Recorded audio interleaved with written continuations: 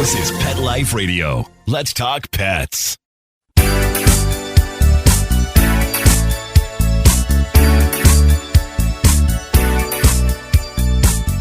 Hello, you're listening to Animal Party on Pet Life Radio. And you might hear the odd meow in the background because I have Xena the black cat sitting on my pile of papers that she thinks I'm going to need, which I don't. Haha.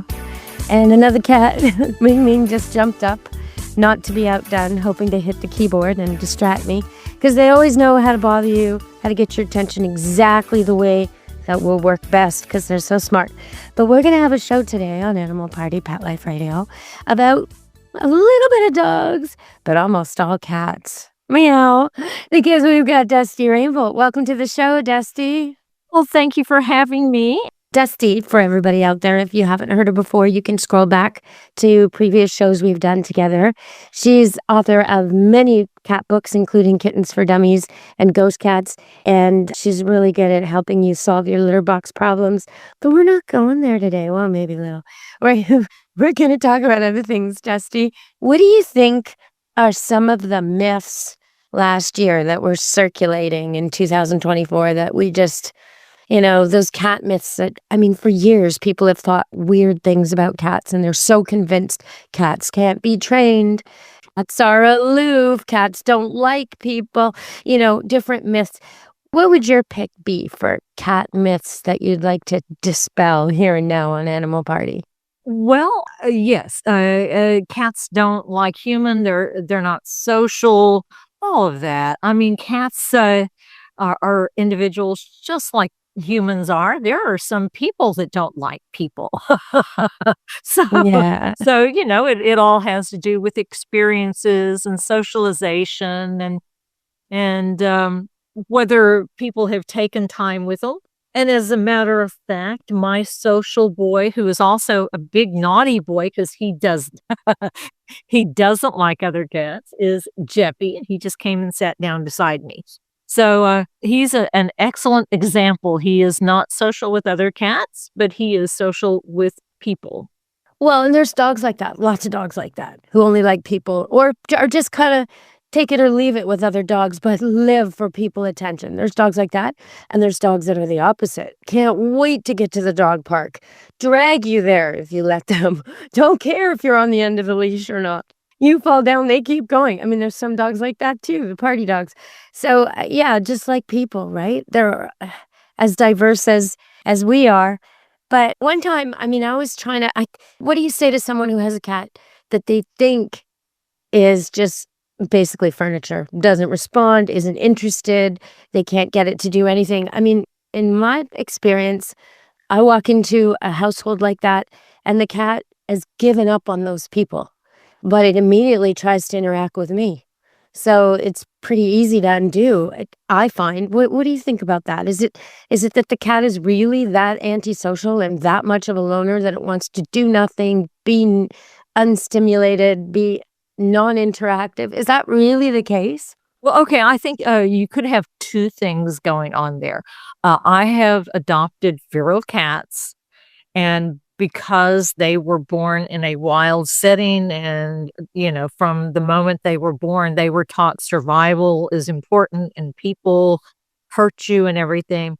And it took years to unlearn that, but they eventually became lap cats and they would sit beside you and hang out with you. So, with patience, that changes. But I think you're right. I think that a lot of these, they have been nothing but furniture. And to give you an example of how that can be changed, not that we've treated our cats like furniture, but because I work at home, I'm around the cats all the time, and I would feed them, and I would play with them. And so they couldn't care less about your partner there? Oh, it was so sad. One day, my husband, they don't pay any attention to me, and the pain in his voice, because, he has saved all these cats. These are... Right. Anyway, I vowed that was going to end right then. So the next day, if they came and sat down beside me, I would pet them. They were soliciting, and I was, I responded, but I didn't feed them. I didn't give them treats. I didn't play with them. And then the moment he got home, Right. he'd get the bird out. And oh my gosh, they would literally line up. There were 10 cats, and they would line up side by side, and he'd sit there and play Waiting with for them. him. And each one would get their little moment to kill the bird. Right. The pretend bird. Yeah. Okay. The toy. The bird. Okay. Just so people listening don't think you're actually. Oh yeah. No, we weren't doing that. But it was so cute because you could see cats have such amazing hearing, and you could see when he was 2 blocks away. Oh, nice. Because they line up in a circle around the front door. And so, yes, you're absolutely right. You know, I don't know of any study that's measured cats knowing when their owners come home. I wish there were, but there's studies on dogs, and they did it in England, and where people reported they thought their dog knew when they were coming home. They tested those dogs, and 85% of them tested like so accurate it was crazy, you know. And in my case, I once had a dog go absolutely bananas in the house while the person taking care of my house watched him and filmed him and couldn't get over it because my plane had come into Vancouver, which is an hour away, but it had come into Vancouver, and for whatever reason, the pilot couldn't land, so he was circling and circling and circling, and apparently this giant poodle was freaking out, like just circling and circling and running around the house, and when I finally landed, got my suitcase and called her and said, you know, I'm on my way home, she said, I know. He's been going nuts for an hour and a half. Calm for 2 weeks, going bananas. So, I mean, some of this is just hard to understand how it works. I will say that in this particular case, they may not be able to smell as well as dogs as adeptly, but their hearing is much better than dogs, and they can hear very high frequencies. And I think what happened was they could hear the car engine 2 blocks away. And so within 2 minutes, they were, he was coming in the door. So I think that's what they were hearing. But the point was, they had gone from being neutral about him, aloof for not caring, yeah, to really interested in him. All of a sudden, they anticipated his arrival, but it did require and he loves to feed the cats. So you can tell because they're a little bit puffy here. I know. Yes, I get that. You have to have a measuring cup, and you have to insist, and extra isn't the loving thing to do because fat cats are uncomfortable, age badly, and can't groom themselves, and if it's extreme, they end up diabetic. So even though it feels good to give them extra food, and I find my cats, they'll suck you into thinking they haven't been fed. They'll act like they're starving when there's still food in their bowl. Like, come on, I can see it there. I can see it. No, you were fed. No, I wasn't fed. I wasn't fed. Yes, you were. So it's kind of a habit. It's almost like they don't have enough tricks. They don't have enough ways of communicating with you. The only thing they can say to you is feed me, and you come over and feed them. Well, then that's what they're going to do. That's the only. So we can talk about that when we come back from break. We have to take a break now. But I also wanted to mention the word conditional. As often, this is my myth buster. People are always saying to me, oh, dogs are unconditional. My dog loves me unconditionally. Oh, and no. I think, no, absolutely not. I can walk into a house where they've called me, they're going to pay the big money to have me come train their dog. They don't want puppy class. They don't want this. They want it custom made because their dog is, in their opinion, so difficult that they need a private lesson in their home. And I come in, and in 2 seconds, I can tell who walks the dog, who feeds the dog, who barely does anything for the dog. Like you could just tell. You could just tell because the dog is like all over the person, right into it, engaged, looking at, interacting with, responding to, reading and communicating with his body, with his posture, with his face, with it never taking his eyes off the people he cares about. And the people he cares about are the people who do stuff for him. And it's all conditional. The thing might be something as simple as, petting and loving. It doesn't have to be food, but the person who only interacts with the dog when that person doesn't want the dog around and is gonna, get off, get away. I find that person right away. So dogs are definitely conditional. What do you think about cats? Oh, well, I think even more so. You definitely have to earn the love and respect of a cat. And I mean, cats are in a situation where a lot of times if they're not in a good situation, they simply move on and find something better. Oh, yes. So we call that the cat redistribution network. It is. They just It go is. find a better hangout. Yeah, and even an indoor cat can find its way out if it really wants to. You know what I mean? Like they just figure it out. The door's open, whoop, out they go, and the kid's walking through or whatever. Yeah. Okay, we have to go to break. We're gonna come back and talk more about cats and dogs on Animal Party Pet Life Radio with me, Deb Wolfe, and my guest, Dusty Rainbolt. Stay tuned.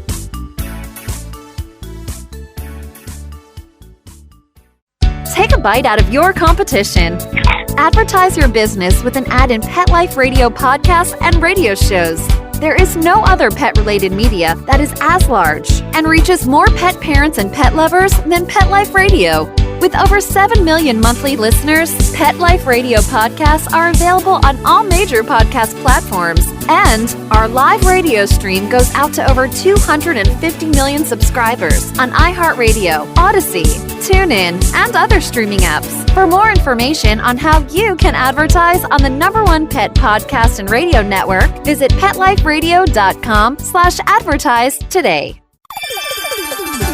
Let's Talk Pets on PetLifeRadio.com.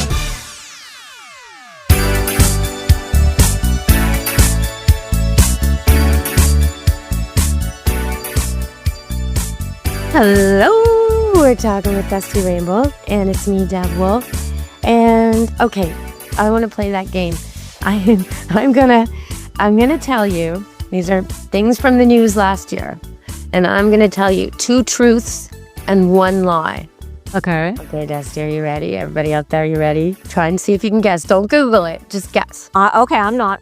No, I'm telling everybody else. Oh, yeah, don't. I trust you.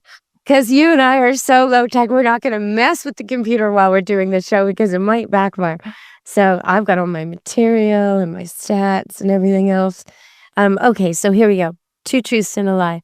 Okay, so I'm going to say 3 things, and 2 of them are true and 1 of them's a lie, and you have to guess which is which. Okay, so rats have been taught to drive cars.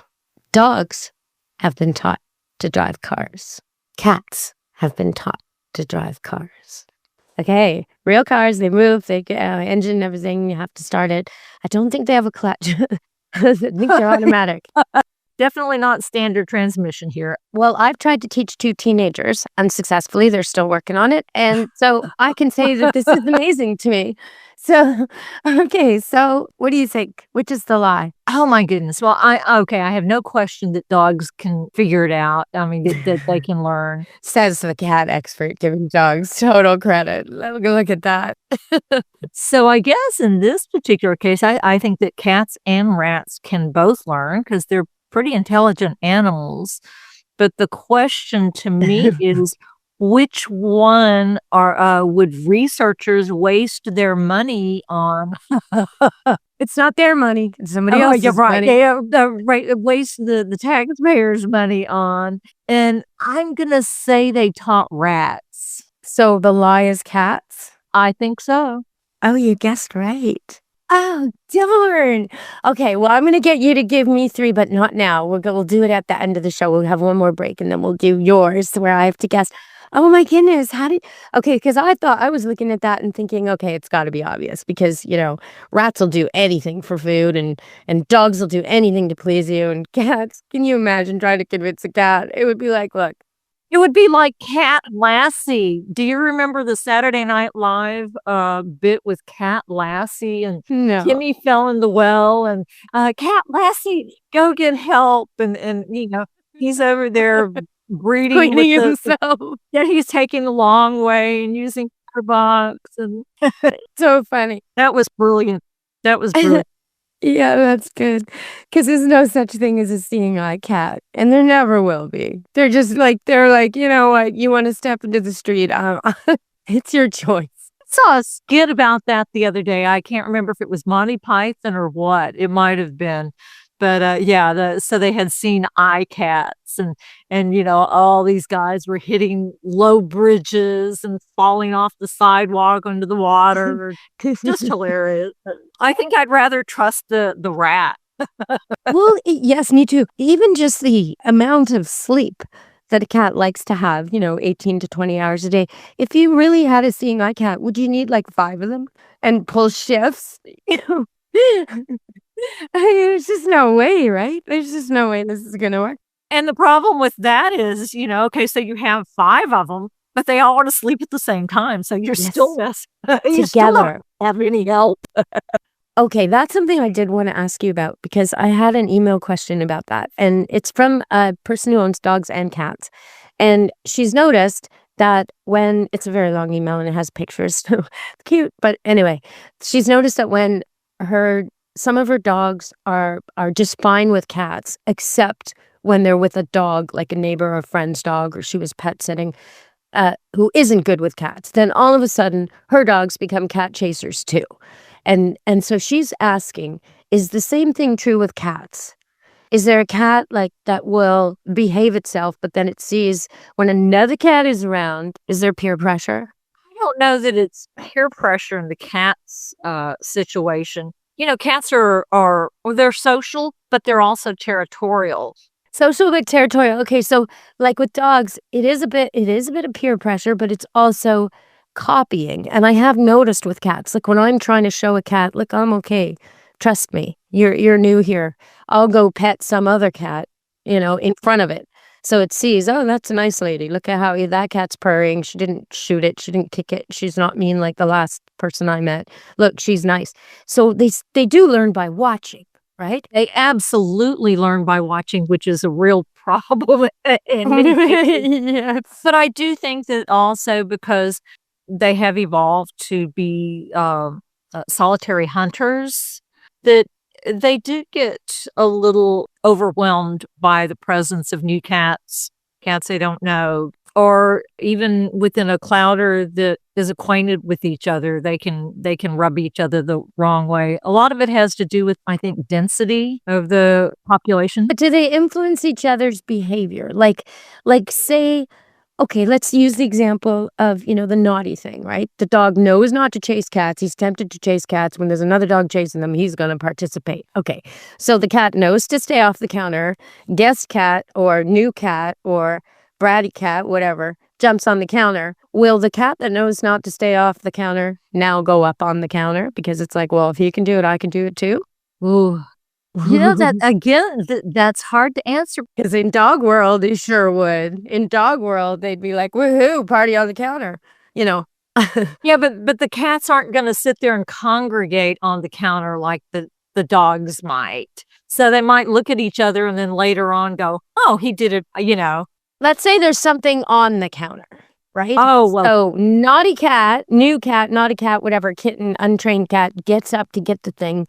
Boss cat that owns the thing says, that's my, if anybody's going to get that leftover chicken leg or whatever it is that he's coveting, it's me. Will he jump up there and take it like in the dog world? Sure. Okay, in that case he would. So it's all variable. But that has nothing to do with learning from each other. It's just opportunistic. But if the new cat never jumped up there, the old cat might say, hey, I'm not allowed on the counter. I'm not going for it. But I think seeing the young cat go take it, he'd be like, no. If anybody's getting that, it's me. Well, okay, and I have an opinion about maybe scratching the couch is a better thing because I think most cats probably get on the counter just when we're not looking. Oh, we should put some cameras out and see. Oh, yeah. Yeah. I know my cats do. If there's usually a dog down there, and even though he's old and a little bit blind and doesn't mind cats, it seems to deter them, But if he's not there, and he goes out to pee or whatever, if the cats come in, they're all over the counter in seconds. Of course they are. Boom, they come in, up the stool, up the counter, and I'm like, what? But of course, the counter is the perfect place for a cat. I mean, from a behavioral perspective, it's high. It's safe. It's safe. They can see what's going on. It gets them away from the toddlers, dogs, yeah. Well, how long will it take my cats to figure out that this particular dog is no longer going to be the policeman? Like he used to keep them off the counter. He's a herding dog and he's kind of bossy, but now he can't see, can't hear, he doesn't move so good. He's not doing anything. So occasionally he mock chases them a few steps and then stops short and turns around like George Costanza, a little stop short action going on. Couple of boom, boom, and then I've had enough, and he sits down. So how long till they figure out he's not the guy he used to be and they can get on the counter? What's a Well, cat's I don't know. learn? They're conditioned to not do something. And I think after a while they just stop. We have a cat fence, and it's kind of funny because we'll go through these periods, and new cat figures out they can finds a place, and then they all start trying to get out of the cat fence. Well, then we finally block all the places, and they stay in for years and years and years, and eventually they just stop trying. It's like, okay, I'm conditioned to stay in. I don't look for it anymore. So, it could be not that he's not a threat, but, it's just they're conditioned. That's the way it's always been. We don't go on the counter when dogs are We around. don't go on the counter when the dog's around. Yeah. Interesting. Okay, we're going to go to break and come back, and we're going to find out what Dusty's lies and truths are. See if I can figure it out. Stay tuned on Animal Party Pet Life Radio. Molly, here's your dinner. Zeus, that's not your food. Don't let that happen to your precious cat. Elevate your cat's eating experience with the Cat Tree Tray. The Cat Tree Tray keeps your cat's food off the floor and conveniently located on the cat tree. It's the perfect way to eat. It's a beautiful wrought iron tray that easily attaches to your cat tree and keeps dogs and other critters out of your cat's dish. A must for multi-pet households. There's a 6-inch tray for large bowls and a 4-inch tray for smaller bowls. Purchase your Cat Tree Tray today. Go right now to cattreetray.com. That's cattreetray.com. CATTREETRAY.com. Let's talk pets Let's talk pets on Pet Life Radio. Pet Life Radio. PetLifeRadio.com.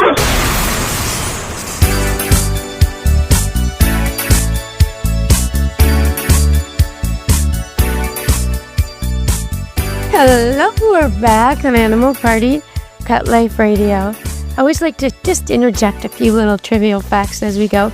And one thing I know that I think is kind of interesting is Thailand used to be called Siam, and so that's where Siamese cats are from. And the Thai word for a Siamese cat, which I think is so beautiful, is moon diamond. Oh, so nice. Okay, so Dusty, my moon diamond guest, Dusty, are you gonna lie to me? Oh, I lied to you. I'm gonna lie. Okay. Would she lie to me, honey? Mine has more to do with cats and the physical cat. So, okay, here they are. Mm-hmm. Cats are obligate carnivores. Cats can't taste sweet foods. Oh, that's and true. Cats can drink seawater to stay hydrated. That's true as well. The first one's wrong because they're omnivores, but they're mostly carnivores. Okay. No? Cats are obligate carnivores. They must eat meat in order to survive. Oh, that's what that means. I thought it meant only eating meat. Okay. They have to eat some meat. Yeah, Okay, and they genetically lack the taste receptors to be able to detect sweetness, right. which is a good thing. But I know it's on the internet everywhere that cats can drink seawater, and they can actually tolerate slightly higher levels of salt than humans. It's like briny, but not true. Yeah. and Yeah, not exclusive. So maybe if they drink it once, it's not going to kill them. But just like us, they reach a point where it's going to kill them. It's going to damage their kidneys or something. Yeah, that would be a good recommendation. I read that and I thought, I just don't think that sounds right. And I looked up this study, and it's like, nope. Okay. Well, I wonder if people at home got it. I wonder. So we're going to have to wrap up the show. Oh, I okay. know. I know. Having It's a good sad. time. One more thing I want to tell people, though, that was in the news. I was trying to find news about Finland and other countries in that area of the world. And one thing I found that I thought was just beautiful is there's this place called Norddog. And it's a Norwegian animal rescue group. And what they're doing is they're going into the worst of the war zones where the Russian-Ukrainian conflict is and taking the pets out of there and rescuing them and taking them to Norway. So I just wanted to salute Nordog. Sometimes you just come across these good people doing good things wherever. And animals should be involved in our conflicts. So that's a wonderful thing to do. Especially, and the people who own them must be so grateful that that's happening. Absolutely. So, Dusty, have you got one thing to leave people with before we end the show today? Well, I think that one of the things that I always say is that just pay attention to your cat. Sneak little treats. And when I say that, I'm not talking about giving them a handful. I'm talking about a lick of baby food or a single treat. And if you pay attention and you talk to them and you make them a part of your life, you're going to be surprised that they're going to reciprocate. Yeah. What about butter? Can you take a little bit of butter on your finger and do that as a treat? Oh, Or coconut oil? This is what my cats want. This one, Xena. She will do anything to get into that butter dish. And if you open up coconut oil, you leave the jar off, she'll find it. She's terrible. So, and they kind of tell you what they want. Owning a cat reduces the risk of stroke and heart attack by 1/3 for humans. So, when you say, oh, my cat doesn't do anything except twirl around my feet and look for affection at its food dish. Okay, what have you taught it? Teach it its name. Teach it to sit. Teach it to shake paws. Just like you would a dog, basically, except don't spend so much time on it because they're way quicker. Okay, while you're saying that, let me just interject something that it was one of the options I had for the truth and the lie. Okay. Let's do this one real quick. So cats only purr when they're happy. True or false? Are there 3? Are you giving me 3? No, I'm just giving you one. True or false? No, Cats false. purr when they're false. They purr when they're injured, and they purr when they're giving birth, and they purr when they catch something. They purr when they're dying, and they purr when they're happy. Yes, absolutely. But the amazing thing is that the purr is actually a survival mechanism. Studies have shown that the frequency of the purr, I believe, is between 50 and 125 megahertz. And that is the same frequency that TENS units, they put TENS units on you when you've broken a bone or you need to heal muscular tissue. And so it is actually a healing mechanism. And it does the same thing for people. So, if you hurt yourself, take one cat and call me in the morning. Perfect way to end the show. Okay, everybody. You've been listening to Animal Party on Pet Life Radio with me, Deb Wolfe, and our guest, Dusty Rainbolt. Ciao, meow, everybody. Be good to your animals. Let's Talk Pets, every week on demand, only on PetLifeRadio.com.